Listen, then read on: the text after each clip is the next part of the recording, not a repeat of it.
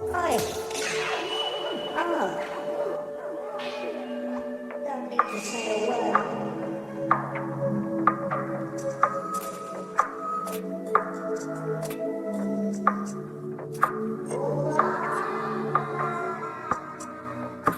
Nous sommes de retour, mais on parlait. C'est ça qui nous a dérangés.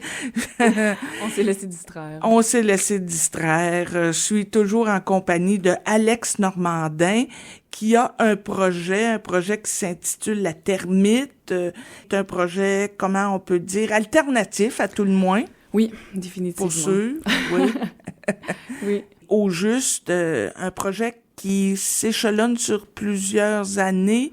C'est dans ta tête, c'est commencé. Où se situe-t-il aujourd'hui? Oui, ben c'est encore les débuts, je peux dire. C'est un projet qui mijote depuis longtemps, mais là, je sens vraiment qu'il est lancé officiellement. C'est vraiment motivant. J'ai vraiment l'impression que c'est un projet qui rassemble plein de mes intérêts, de mes passions différentes. Mais je suis encore en train de le définir sur papier, dans le concret aussi, parce que c'est un projet que je fais pas toute seule. Non. D'impliquer des gens dans ce projet-là, ça demande plus de réflexion, de structure, d'encadrement. Donc, partenaire dans le sens financier aussi, peut-être, non? Aussi, parce que c'est un projet, évidemment, qui demande de l'argent pour le réaliser, un peu comme tout, hein, aujourd'hui. Comme c'est un projet que je veux communautaire, pour le financement, j'ai décidé de lancer une campagne de financement participatif sur la plateforme GoFundMe. Là, il y a déjà des personnes qui ont fait des contributions pour aider au projet. D'ailleurs, merci à toutes les personnes qui ont participé. Puis il y a aussi fait des appels pour des ateliers pour le chantier participatif parce qu'en fait, la construction... tout d'abord, ça va être la construction... le premier projet, c'est la construction d'une mini-maison sur une remorque. Au début, l'idée, c'était de juste construire une mini-maison pour moi puis de vivre dedans. Dans mon idéal de mode de vie alternatif, communautaire, là, donc sur une terre partagée avec d'autres gens. Mais je me rends compte que à cause des obstacles, les obstacles législatifs qui empêchent ce genre de mode de vie-là ou qui le rend plus compliqué, c'est comme si ça faisait plus de sens pour moi de juste le faire dans mon coin toute seule puis un peu cacher des regards. Parlant aussi à des gens autour de moi, dans mon entourage, je me suis rendu compte que j'étais loin d'être la seule à rêver de ce mode de vie-là. Puis je me suis dit, pourquoi pas le rendre public? Pourquoi pas en parler? Pourquoi pas essayer de faire évoluer les réglementations qui entourent l'occupation du territoire pour essayer justement de répondre à cette demande-là qui se fait de plus en plus forte. J'ai décidé de rendre ce projet-là public et communautaire, faire un appel à tous, à toutes, pour que les gens viennent participer et apprendre en même temps, parce que c'est un projet qui est pas au plus de poids. On le voit dans les actions militantes. C'est rarement seul qu'on fait changer les choses. Est-ce que c'est à Sherbrooke ou en périphérie? Parce que ça peut changer aussi, là. C'était Oui. une question de zonage, une volonté aussi municipale. Ouais. Oui, tout à fait. Puis finalement, l'enjeu initial pour moi, c'était vraiment de trouver un endroit, parce que je possède pas de terrain, je suis pas propriétaire de terrain. Le premier défi, c'était de trouver des gens qui étaient propriétaires d'un terrain sur lequel je pouvais construire la mini-maison. Parce que avant de l'habiter, tu sais, j'ai pas besoin d'avoir une permission spéciale de la municipalité pour construire parce que je vais pas vivre dedans. C'était de trouver des gens qui accepteraient de m'accueillir, moi et mon projet et les ateliers, des groupes de personnes pendant des fins de semaine pour venir travailler sur ce projet-là, faire des ateliers, apprendre, être sur place le temps d'une fin de semaine pour réaliser ça. Puis le projet, actuellement, il est à la ferme L'Étincelle à Johnville, environ 20-25 minutes de Sherbrooke. C'est Alex et Sarah, les propriétaires de la ferme, que j'ai approchés pour leur demander si elles étaient intéressées à collaborer finalement avec moi pour ce projet-là. Puis on s'est assis ensemble, puis on a discuté. On s'est rendu compte qu'on cherchait...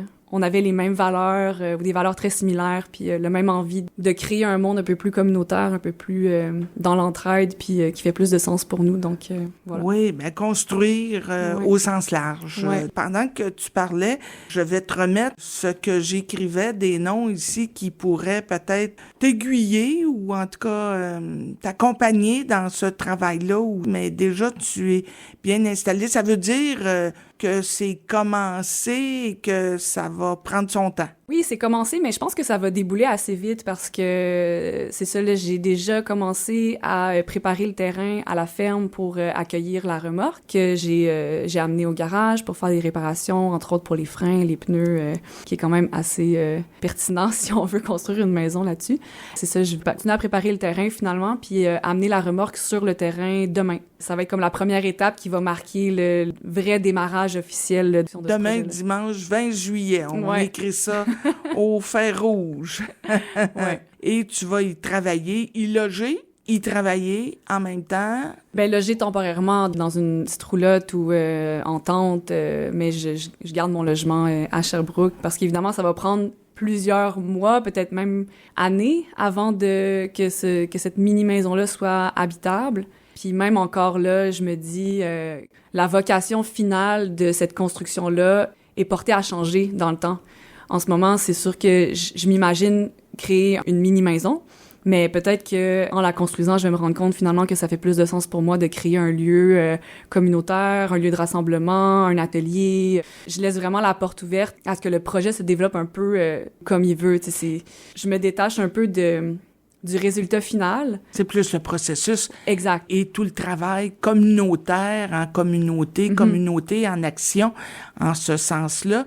Maintenant, j'imagine que pas les outils, mais ce que tu vas découvrir en chemin et toutes les approches, tendances aussi, s'accumulent les unes les autres, tendances, récupération de l'eau et Oui. selon l'environnement. Oui, exact. Puis c'est sûr qu'il y a plein de notions de construction qui m'attirent beaucoup, mais que malheureusement, à cause des contraintes du fait que je vais la construire sur une remorque, il y a certaines techniques que je pourrais pas développer pour ce projet-là, comme par exemple des maisons isolées avec du béton de chanvre, par exemple, ou pour des raisons aussi simples que le poids. Comme c'est une maison qui va être sur une remorque, bien la remorque elle a une capacité portante limitée. Donc, le jour où je vais la déplacer, ben que la remorque soit capable de supporter tout ce poids-là. Mais c'est quand même des techniques que je continue d'étudier puis que j'aimerais implémenter dans un autre projet futur. Et en termes de financement, on parlait de partenaires financiers. T'en as un, des propriétaires à Johnville déjà. Ils Ouais. t'accompagnent dans le projet. Mais sinon, pour le financer, tu veux atteindre quoi? Ça suppose quoi? Campagne de sociofinancement. Déjà, on est là-dedans.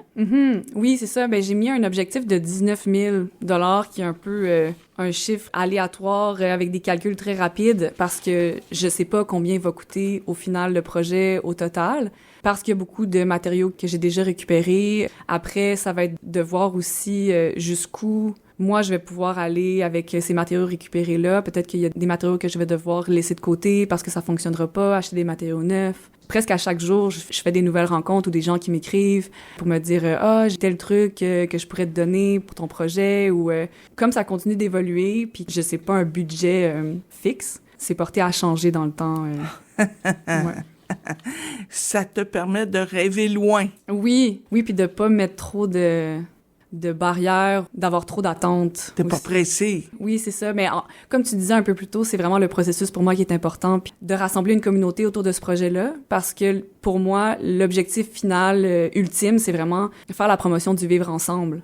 Que la maison prenne 1 an, 6 mois ou 3 ans à faire. Moi, tant que le processus de réunir les gens autour de ce projet-là, de faire parler du projet puis de faire changer les choses, c'est ce qui est le plus important. Tout à fait. De fait, tu m'as envoyé un communiqué ou un rappel et tu disais que ton projet a un impact communautaire, une réponse à la crise du logement, c'est un fait aussi parce que ça pourrait se multiplier dans le temps aussi. Hein. Il y en a des gens qui bricolent, des artistes qui ont des idées innovatrices, aspect novateur et artistique. L'aspect artistique est important pour toi, l'acte de construire, de rêver et de construire. Oui, parce que je reste une artiste à la base, puis pour moi, le processus créatif peut prendre plein de formes, une multitude de formes. Cette action-là, cet acte de construire ensemble, puis d'aller un peu à l'encontre des normes de la société, puis de vouloir faire changer les choses en prenant action, mais ça fait partie, ça s'inscrit fondamentalement dans ma démarche artistique. Puis dialogue municipal.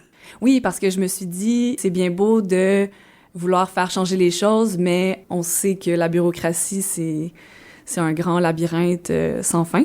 Je me suis dit, quoi de mieux pour ouvrir un dialogue que de créer l'objet, le sujet finalement du dialogue qui serait la mini-maison sur roue. Donc là, je me suis dit, ben je vais démarrer le projet, puis c'est en le démarrant, puis en le concrétisant finalement que là, on n'aura plus le choix de l'aborder, il va être là. Il est dans le paysage déjà, donc où est-ce qu'on le met, qu'est-ce qu'on fait avec ça, comment on adapte les réglementations autour de ça. Puis c'est loin d'être la première mini-maison sur roue qui se construit au Québec. Il y a plein de gens qui le font. Plein de gens qui le font justement un peu en dessous de la table, cachés parce que les lois le permettent pas officiellement. Mais il y a aussi des projets de loi qui s'en vont un peu dans cette direction-là, comme le projet de loi 31, qui va permettre à des municipalités d'accepter les unités d'habitation accessoires sur des terrains où il y a déjà une maison résidentielle. Oui, c'est ça, hein, parce que en termes de zonage, c'est une maison par lot. Puis ça, cette loi-là, ben c'est aussi une tentative de pallier à la crise du logement. Puis pour moi, ça fait du sens parce que au lieu de détruire une maison unifamiliale pour construire un bloc, ben on pourrait tout simplement ajouter une unité d'habitation accessoire sur le terrain si l'espace le permet. Tu sais, sans nécessairement dire que c'est la solution, c'est une des solutions. Puis je pense que la meilleure approche dans une situation de crise, c'est d'ouvrir justement les options à plusieurs solutions, de vraiment comme travailler sur plusieurs fronts en même temps, parce que évidemment, ben les projets immobiliers, les méga projets immobiliers de tours à condos puis de blocs à logement, ben ça coûte des millions de dollars. Alors qu'en parallèle à ça, des particuliers qui ont un peu d'argent à investir là-dedans pourraient se construire des mini-maisons ou faire des extensions à leurs maisons déjà existantes. Je pense que de répartir le poids de cette charge-là, sur différents projets... Sur quelques propriétaires véreux, des fois. Oui. De diversifier aussi l'approche de la crise du logement. Il y a une question qui me titille, on y reviendra, on va aller en musique, c'est... l'aspect mini-maison sur roue aussi. Donc, ça peut vouloir dire qu'on pourrait se déplacer aussi. Alors, on y revient parce que ça, c'est un aspect intéressant. Ouais. Tout à fait. Et là, c'est une pièce Moraito. Ouais, ça, c'est le nom de l'artiste, Moraito. C'est un artiste d'origine espagnole que j'aime beaucoup. En fait, j'ai habité en Espagne pendant quelques années, donc pour moi, c'est un endroit qui est un peu comme ma deuxième maison. Je voulais partager finalement un des artistes de ce pays-là, donc la chanson, c'est Sor Bulería. D'accord, oui, ben t'as l'accent et tu roules tes airs, c'est très beau à entendre et j'ai envie de dire que maison sur roue, les Tziganes avaient ça, hein? Ouais, il y a peut-être un peu de ça, ouais.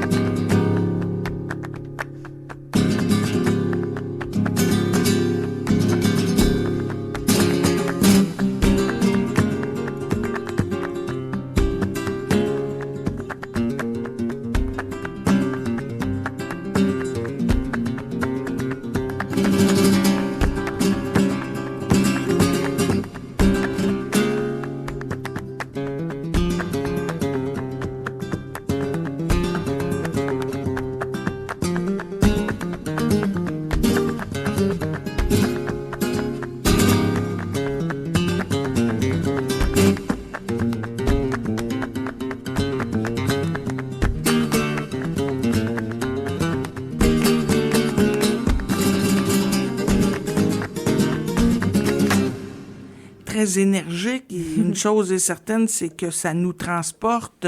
On reconnaît cet univers aussi passionné, hein, la Oui. passionnata.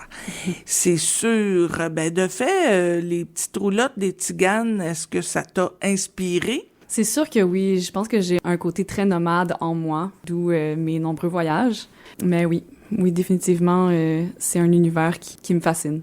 Ah oui, hein, parce qu'on est dans l'exploration et puis on ne sait pas d'une journée à l'autre. Les rencontres aussi, Oui. les gens qu'on rencontre dans ce sens-là.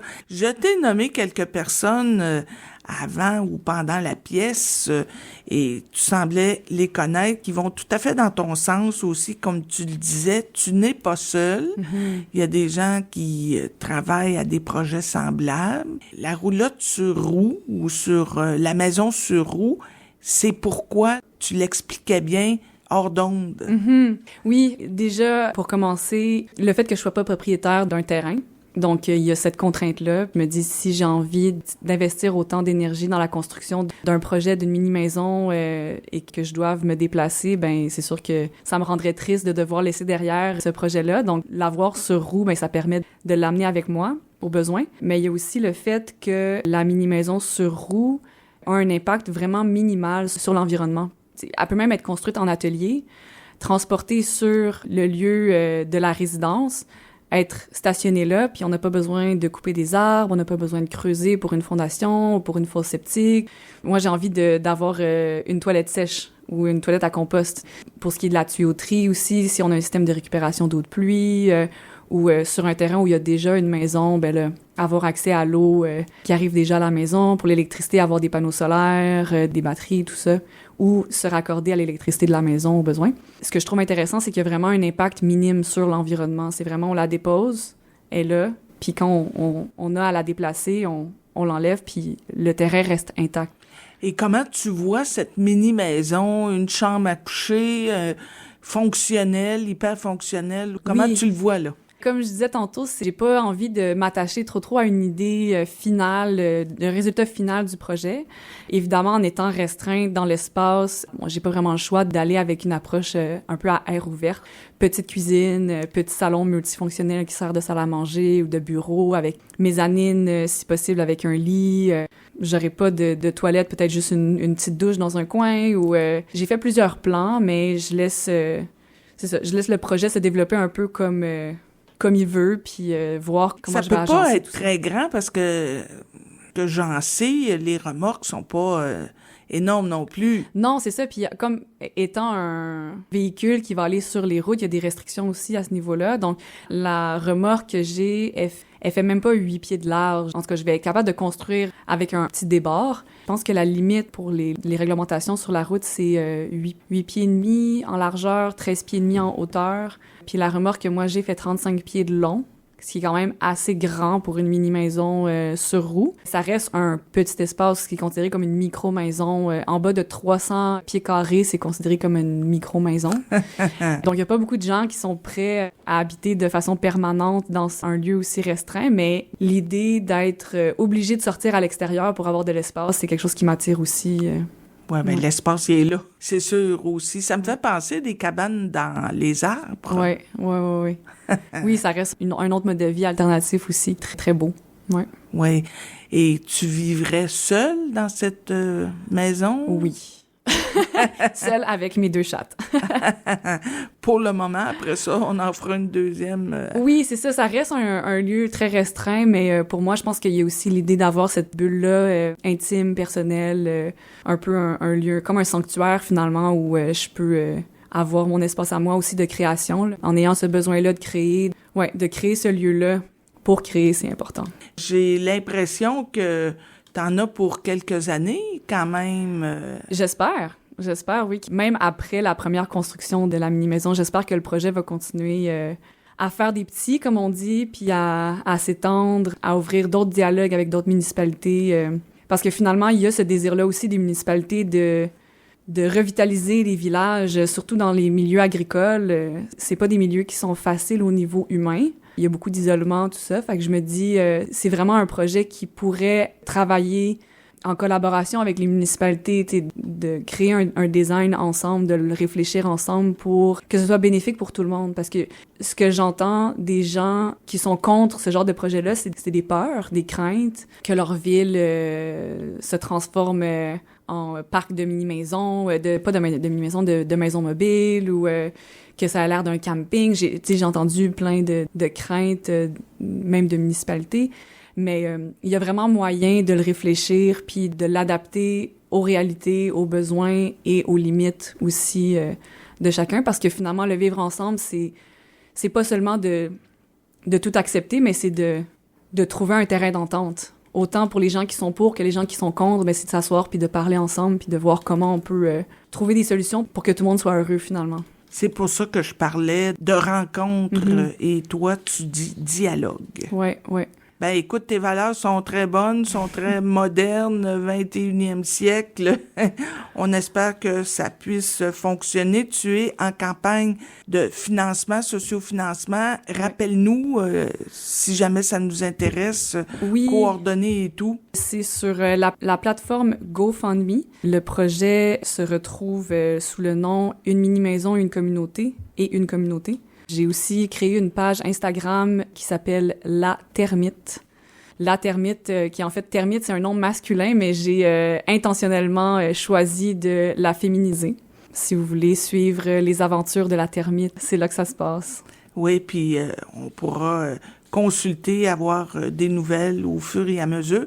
Une campagne qui va durer combien de temps? Avez-vous des limites dans ce sens-là? Il n'y a pas de limite de temps. Au fur et à mesure que le projet continue d'avancer, je voulais pas attendre d'avoir un montant fixe avant de commencer, parce que pour moi, c'est important justement de mettre en marche le projet, puis de mobiliser tout de suite les agents, les gens qui vont venir contribuer à ce projet-là. Pour ça que j'ai lancé le projet.